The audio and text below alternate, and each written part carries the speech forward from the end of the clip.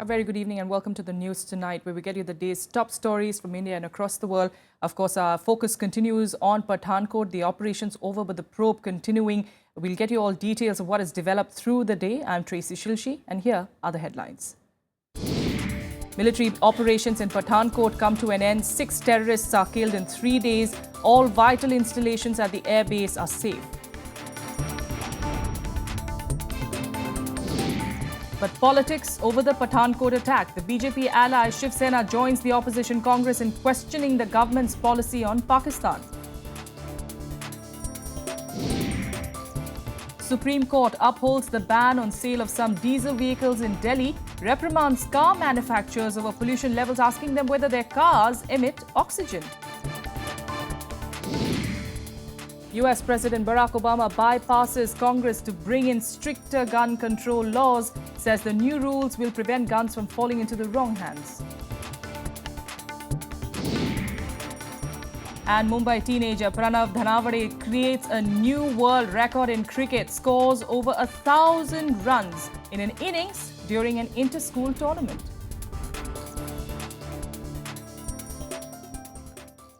Military operations at the Pathankot airbase have finally come to an end today, 4 days after the vital airbase came under attack by a group of terrorists on a Fedayeen mission. Flying has resumed at the airbase and all vital security assets have been secured. In fact, combing operations will continue though for another day for security purposes. Here's a complete report. Armed Forces, Army के, Air Force के Garuda, NSG और defence security corp, इनको सबको उनकी धन्यवाद और congratulation देना चाहता हूँ, because they have done an excellent job of containing this highly motivated terrorist on suicide mission. Defence Minister Manohar Parrikar officially announcing the end of military operations at the Pathankot airbase over 80 hours since it came under attack. Combing operations, however, will continue at the vital airbase till Wednesday, considering its large circumference. अभी combing operation जारी है. ये केवल combing for safety purpose है. The death of at least 6 terrorists has been confirmed. Severely burnt bodies of 2 of them have been recovered from inside one of the buildings at the airbase. Speaking to the media after conducting a thorough check of the airbase, Defence Minister Manohar Parrikar admitted there were some gaps in security that led to the attack. मुझे थोड़े gaps दिखते हैं, वो investigation करने के बाद समझ जाएंगे. लेकिन I don't think हम लोगों ने security पे कुछ compromise किया है. Security पूरी तैयारी की थी. It takes some time to guard such a huge complex. Meanwhile, a concerted combing operation is underway at the Pathankot airbase that lay under siege for more than 3 days. The NIA, which began investigations in the case on Monday, has said initial probe shows Pak-based elements were behind the attack. Amid reports of a Pakistani angle to the incident, Pak Prime Minister Nawaz Sharif called up Prime Minister Modi on Tuesday, assuring him that his government would take prompt and decisive action against the terrorists. In the wake of the deadly attack in Pathankot and questions being raised over possible loopholes in security, the government has ordered a security audit of all vital defence installations in the country. Bureau Report, Rajya Sabha TV. Well, the day before the deadly attack, Gurdaspur's Superintendent of Police, Salvinder Singh, was abducted by a group of heavily armed terrorists believed to be the same men who later attacked the airbase. Last Thursday, while returning to Gurdaspur from Pathankot, his official SUV, fitted with a blue beacon, was stopped by the terrorists. He was in plain clothes and unarmed because he was returning from a visit to a Gurdwara. Here he recounts the sequence of events and how he talked his way out of the terrorists' captivity. हम इधर शाम को मत्था टेकने गए और जब मत्था टेकते वापस आए, हमें कोने मोड़ के पास हमें गाड़ी रुकी और गाड़ी रोकने में 4-5 आदमी जो एकदम ही मेरी गाड़ी पे आ गए, फटाफट बोलते पीछे हटो और जोर से उन्होंने हाथ लाइट के ऊपर लगाया और मैंने बंद कर दिया लाइट, हमारे दकील के पीछे कर दिया. सर 4 लोग थे या 5 लोग थे वो लोग? एकदम तो मुझे ठीक नहीं, लेकिन 4-5 थे. आपने गाड़ी रोकी तो आपको क्या लग रहा था कि कौन लोग हैं? आपने क्या समझ के गाड़ी रोकी थी उस समय? हमें तो वैसे ही मेरे ख्याल कोई नाका है एकदम, मैं नहीं चला रहा था, वो राजेश वर्मा चला रहा था गाड़ी। जब उन्होंने गाड़ी रोकी एकदम ही जो ऐसे एकदम मुझे पता चल गया कि ये टेररिस्ट हैं जिन्होंने जैकेट पहनी हुई थी मिलिट्री की और शार्ट थी उनके पास, वो काफी लेस थे वो। इसके बाद आपसे क्या शुरू किया? क्या उन्होंने कहा क्या जब वो गाड़ी के अंदर आए तो उन्होंने आपसे क्या कहा? क्या पूछना शुरू किया उन्होंने सबसे पहले? कुछ नहीं पूछा, उसे धकेल के हमारे पीछे कर दिया, हमें बिल्कुल बाजू पीछे करके और नीचे वो सीट के जो पैर की जगह होती है उधर उसको नीचे रख दिया, हमारा मुंह ऊपर, किसी को देखने नहीं दिया। जय कह रहा ऊपर देखोगे तो गोली लगा देंगे आपको। क्या राइफल्स थी उनके हाथ में उस समय? हाँ, AK-47 थी। क्या रहे थे? आपको किसी जगह ले जाने के लिए कह रहे थे? कोई जगह दिखाने के लिए कह रहे थे कि आप हमें इस पर्टिकुलर डेस्टिनेशन पे ले जाइए? हमें नहीं पता चला, हमें नीचे दबा दिया बस। उन्हें कहा आपको कहीं बोलोगे तो आपको गोली लगा देंगे हम। क्या आपने बात सुनी होगी आपस में? क्या कन्वर्सेशन था? क्या कन्वर्सेशन कर रहे थे? कोडेड लैंग्वेज यूज कर रहे थे? क्या कर रहे थे? कुछ नहीं बोले, बस हमसे का भी अगर बात आपने जो कुछ बोला किसी को, जहाँ कोई ऐसे आपको गोली लगा देंगे, और आप वो उर्दू में भाषा कर रहे थे बाहर। ये आपको किस जगह जाके उन्होंने फेंका है? फिर उसके बाद हमें तो पूरे पता नहीं चला, हमें जो आंखों से उन्होंने बंद कर दिया, हमारा मुंह बंद कर दिया और नीचे रख दिया, तो बाजू पीछे बांध कर। जब उन्हें ये पता चला कि आप SP हैं तो उन्होंने कुछ उन्हें मालूम था कि आप SP हैं? नहीं, तब तक नहीं पता था उसको SP का। जब हूटर गाड़ी का चला था तो तब क्या हुआ था? ये तो राजेश के बयान के मुताबिक है, वो गाड़ी जो है हूटर बजा और एक गनमैन के मेरे फोन किया, मेरे फोन के ऊपर उन्होंने बोला सलाम सलाम, और उसके बाद वो फोन बंद कर दिया। तो उसके फोन बंद करने पे उससे पूछा राजेश से, मेरे राजेश के मुताबिक उन्हें पूछा कौन है वो, उन्होंने बोला DSP SP है जो भी है। फिर उन्होंने कमांडर ने बात की उधर पाकिस्तान में, फिर मेरे को वापस लेने के लिए आगे मारने के लिए। ये मुझे बताइए, क्या ये रास्ता पूछ रहे थे आपको? ये कहाँ जाना है? इन्होंने कोई ना कोई रास्ता नहीं, मेरे को तो पता नहीं ना जला कहाँ ले गए वो नीचे। मुझे आपको बताइए, उन्हें किस तरह से रास्ता मालूम था? अगर एयर बेस पे वो गए हैं जहाँ पे गए, उन्हें किस तरह रास्ता? क्या वो GPRS था उनके पास? हाँ, GPS था मेरे, उनके पास GPRS था? हाँ। आपने देखा वो GPRS? बात कर रहे थे, वो आपस में बात कर रहे थे कि हम GPS से लोकेशन ले रहे हैं, क्या ऐसे GPR की वैसे बात की थी। हाँ जी, उसके क्या बात की थी? जो भी मेरा जो समय था बहुत कम था, जो मैं बाजू करने के लिए बंद कर दिया, बंद करके मुझे काफी दूर जाके जहाँ जगह थी उधर उन्होंने फेंक दिया। All right, for more on the developing situation there and also that statement, that story, in fact, that's coming out from the SP. Joining us, in fact, this evening is defense expert and retired Air Vice Marshal Kapil Kak joining us in studio. Sir, first of all, the SP's version, from being a prime witness, now slowly as the days are unfolding, also turning out to be a prime suspect because of the kind of statements that he's making, saying that, he didn't have a weapon with him at that time, which is, of course, a little difficult to believe. Even though he was in civilian clothes, we do know that police officers, especially within their jurisdiction, always carry their weapon with them. Also saying that the people, the so-called terrorists, 4 or 5 of them, he wasn't really sure of the number as well, even though he traveled with them for quite a long period of time. Do you also find some glaring mistakes in that? Actually, Tracy, I think we are hearing his statement. His friend, the jeweler, has made a detailed statement. It was carried in one of the national dailies today, yes, where he has confirmed that they did have a GPS, and on the basis of which they were sort of navigating while he was in the car. Yes. There are glaring gaps in this entire SP's role, where they were traveling from, where they were going. The times and distances are not matching. If you look at the map and look at the watch and see how much time they would take at what time and where, I think it's best left to a very, very detailed investigation. I would like to reserve my comment. Yes. But I'd only like to state one point insofar as the SP is concerned. He has been hijacked at about 1:32 in the morning of the New Year. Yes. Thereafter, he has gone, when he finally was abandoned.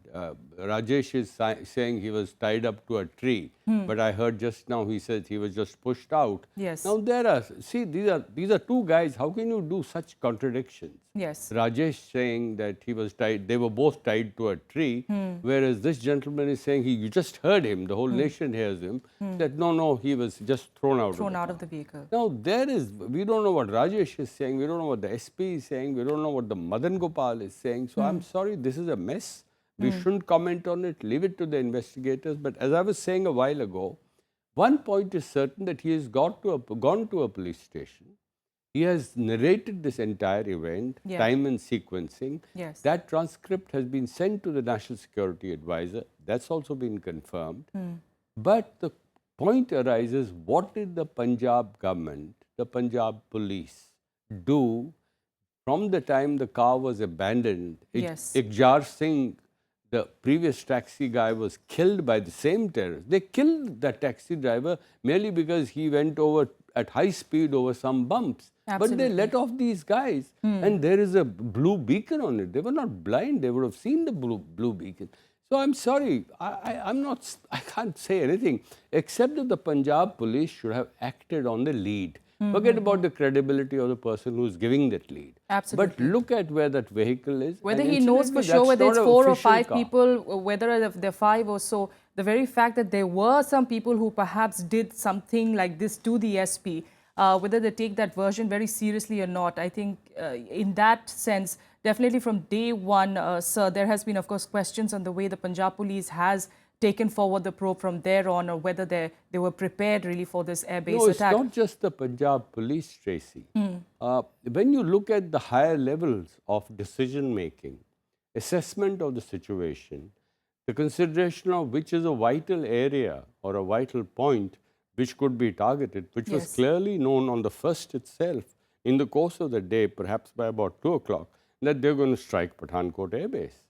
What measures were taken to ensure that you have 2 or 3 layers of security around Pathankot Air Base, because Air Base is very vulnerable from outside, 25 square kilometers of area, and it's all walled.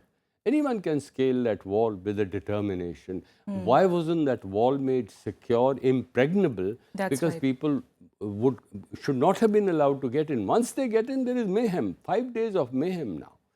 Lastly, there are 40,000 army personnel just 4 kilometers from the Air Force Base. Why were they not mobilized for securing this base rather than just calling 200 or 300 people? Fourth, where was the command chain in this whole process? Who took the decisions and who would then be accountable for those decisions and whether those were right or wrong? Lastly, was there adequate coordination? One more small point is that 3 members of the cabinet tweet one evening congratulating the security forces, and then next morning realize that firing is still going on. Absolutely. So I'm some sorry, glaring mistakes there, not in the SP's version as well, but in the overall, the way the probe has been taken place so far, the kind of information that has been going, back and forth. The Home Minister saying that it's been successful, we've neutralized 2 of them, but then again, you see within a few hours, the operation, of course, still going on. But listen, Tracy, one small point I'd like to, as a takeaway from this, at this very point quickly, sir, we're running short of time. National security doctrine relating to capacity building and capacity application for specific counter-terrorism operations is very weak. We can congratulate ourselves that we defeated the terrorist plans to target the combat aircraft and the helicopters. But I'm sorry, we lost those 7 lives. That's right, at the cost of those 7 lives. The entire decision-making chain from the ground level upwards to the highest level has shown some glaring gaps. And I think the Defence Minister saying gaps were in operations is not correct, really. Gaps were in decision-making.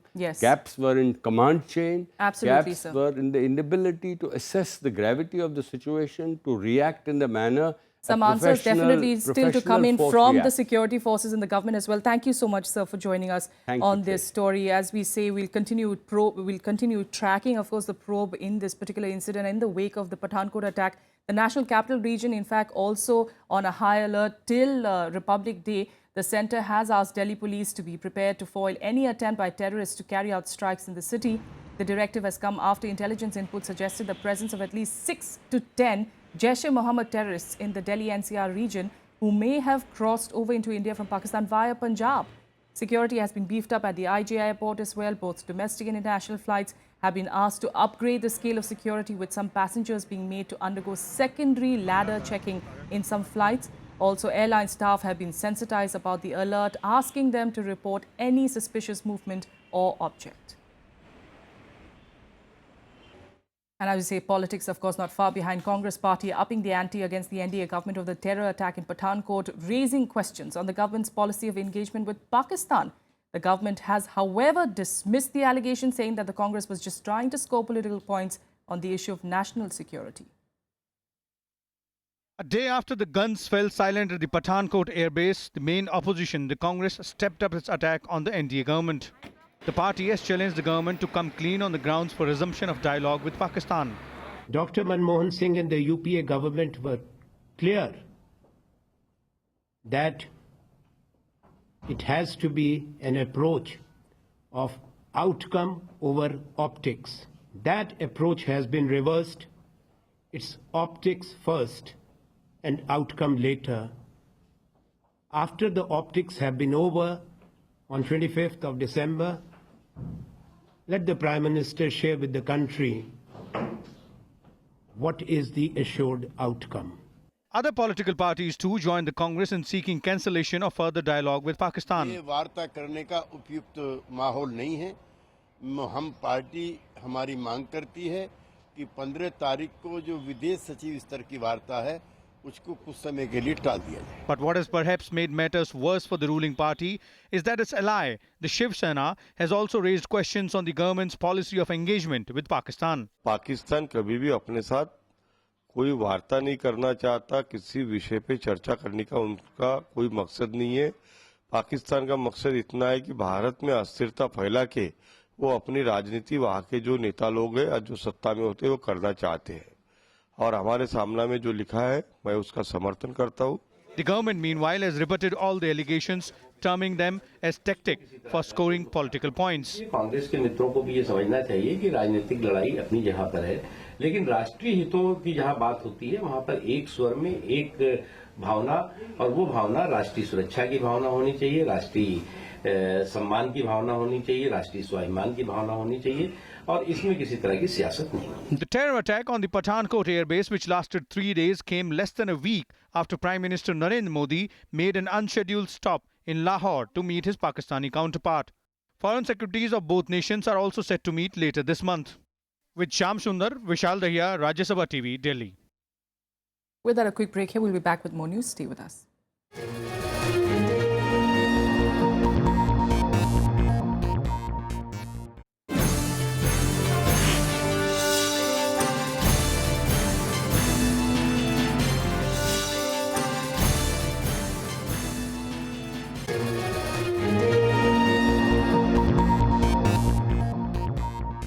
Welcome back. Let's get you some more national news now. The Supreme Court today upheld its ruling on the ban of sale of large diesel vehicles in Delhi. At the same time, the top court agreed to hear the pleas filed by major car makers including Mahindra & Mahindra, Toyota and Mercedes. Meanwhile, Transport Minister Gopal Rai visited the Rajiv Chowk metro station today to take stock of rush at metro stations due to the odd-even formula. Do your cars emit oxygen? This is what the Supreme Court asked major car manufacturers including Toyota and Mercedes, who want the ban on their larger diesel cars in Delhi to be revoked. The court was stern as it upheld its ruling of the ban on the sale of large diesel vehicles in Delhi. The top court also asked for documentary proof on whether diesel vehicles are less or more polluting than petrol. In other steps, the Supreme Court has banned the entry of heavy commercial vehicles from 4 additional entry points, NH2, NH10, NH58 and State Highway 57 into Delhi. However, it has allowed the entry of heavy commercial vehicles which are Delhi-bound on a payment of pollution cess. The court also asked the Delhi government not to deny NOC to 10-year-old diesel vehicles and 16-year-old petrol vehicles for being sold outside NCR. Meanwhile, Tuesday was the 4th day of the odd-even formula in Delhi. Transport Minister Gopal Rai visited the Rajiv Chowk metro station to take stock of the crowd there. हमने सारे record निकाले हैं यहाँ से और सारे record ये बता रहे हैं कि नॉर्मल स्थिति में कल भी मेट्रो चली है और आज भी चल रही है। दिसंबर के हम कई सोमवारों की हमने आज तुलना की है और उससे आधार पर ये दिख रहा है कि ऑड इवन फार्मूले के बाद भी लोग की स्थिति कंट्रोल में है और लोग कार पूलिंग पे ज्यादा जोर दे रहे हैं और बस और मेट्रो भी अपनी सुविधा प्रोवाइड कर रही है लोगों को। Earlier in December, the Supreme Court had ruled that the cars with engine capacity of more than 2000 cc cannot be sold in the capital until March 31st this year. Bureau Report, Rajya Sabha TV. And time now to take a look at what else made news across the country in Nationwide. The Supreme Court today asked the Gujarat government to file a case against Patidar leader Hardik Patel, who has been in jail for more than 2 months for allegedly instigating the Patidar community to kill policemen and adopt violent means to wage war against the state government. The top court has given 3 days' time to the state to file charges against him. The case will be heard on the 14th of January. Tamil Nadu Chief Minister J. Jayalalitha today requested the central team currently assessing the flood situation in the state to make an in-depth assessment of the damage. The 8-member team has been asked to submit its report to the Union Home Ministry so that the centre can release the relief fund immediately. Jayalalitha has also reminded the team of the amount sought by her government from the centre towards relief and restoration work. 12 Tamil Nadu fishermen were today arrested by the Sri Lankan Navy for violating the Sri Lankan maritime boundary. The Lankan Navy personnel allegedly rammed a boat, damaged and snapped the fishing nets of several boats. The fishermen and their 3 boats will be produced before a magistrate in Sri Lanka. Snowfall swept the higher reaches of Kashmir while rain lashed plains of the valley for the second straight day today. The weatherman has predicted another spell of wet weather over the next 48 hours. Gulmarg was the only place in the valley where the minimum settled below freezing point. The ski resort was also the coldest recorded place in Jammu and Kashmir. Former Chief Justice of India S.H. Kapadia passed away in Mumbai late on Monday. The 68-year-old is survived by his wife and 2 children.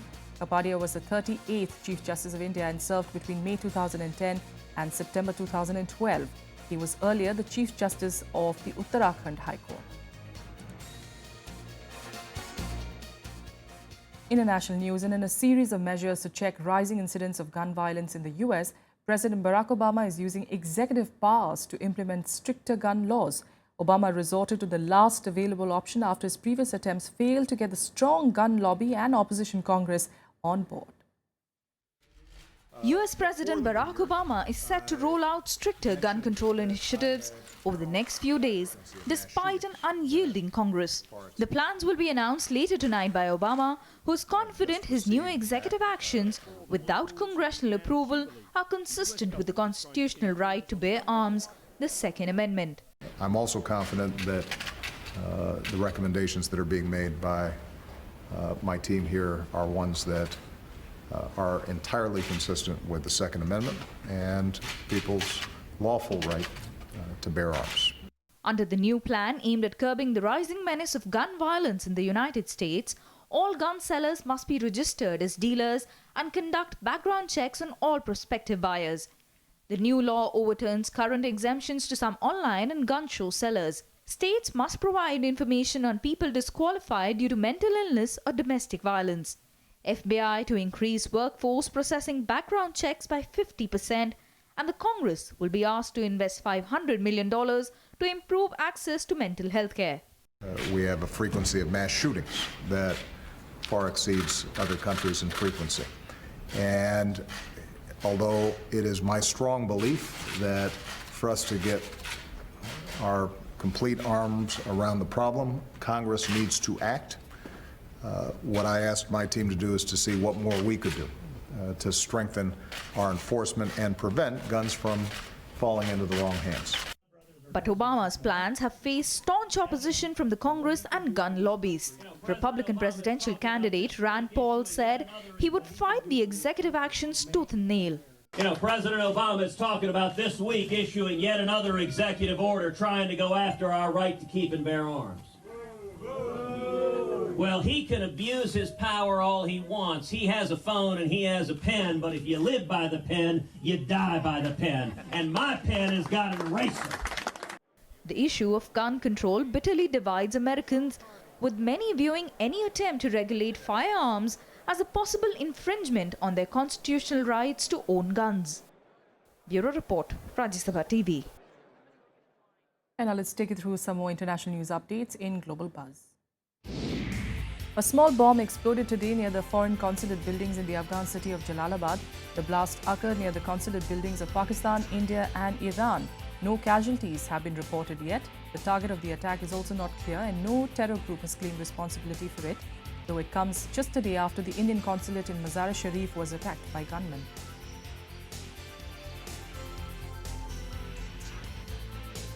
At least 14 people were killed and 32 injured after a bus caught fire in the North Chinese region of Ningxia. The police suspect it to be an arson attack and have launched a manhunt for the suspected arsonists. Bus fires are not uncommon in China though. In 2013, 47 people were killed after a suicidal man set the bus on fire.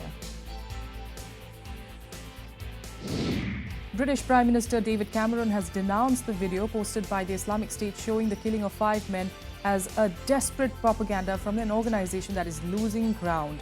The video shows a young boy in military fatigue and an older masked militant both speaking with a British accent.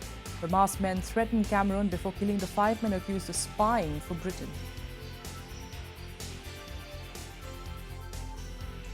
The US Justice Department has sued Volkswagen over the emissions scandal that saw the German car giant cheat the emissions test. A lawsuit was filed against Volkswagen for violating the Clean Air Act by installing illegal devices to impair emission control systems in nearly 6 lakh vehicles. The allegations could cost the automaker billions of dollars in penalties. And now let's turn focus to cricket and the big story today. Mumbai school kid Pranav Dhanavade rewrote history books after scoring 1,000 runs in an innings during the inter-school cricket tournament organised by the Mumbai Cricket Association. Playing for KC Gandhi School, the 15-year-old hit a staggering 59 sixes and 129 fours in his unbeaten innings of 1,009 runs as his team declared on 1,465 for 3, another world record. With the marathon innings, Pranav broke the 116-year-old record of the highest runs in a single innings. The record of 628 runs was previously set by an English batsman, Arthur Collins. Indian legend Sachin Tendulkar congratulated the youngster for the record and encouraged him to scale new peaks. The Maharashtra government has also announced that it will take care of the education and coaching expenses of Pranav, and the son of an auto rickshaw driver. मैं modern cricket क्लबला खेळतो तिकडे Mobin sir आहे आणि Irfan sir आहे त्यांनी पण मला म्हणजे खूप मदत केली क्रिकेटची. मला आता लक्ष पहिले स्टेट खेळायचं आता 19ला जाईल म्हणजे पहिले 19 स्टेट खेळायचं मग हळूहळू जसं एज वाढेल तसं 23 रणजी वगैरेला चान्स घ्यायचा. Well, hoping to see more of him as well. All right, that's it we have for you on the news tonight. Thanks so much for joining us. From the entire team here, good night.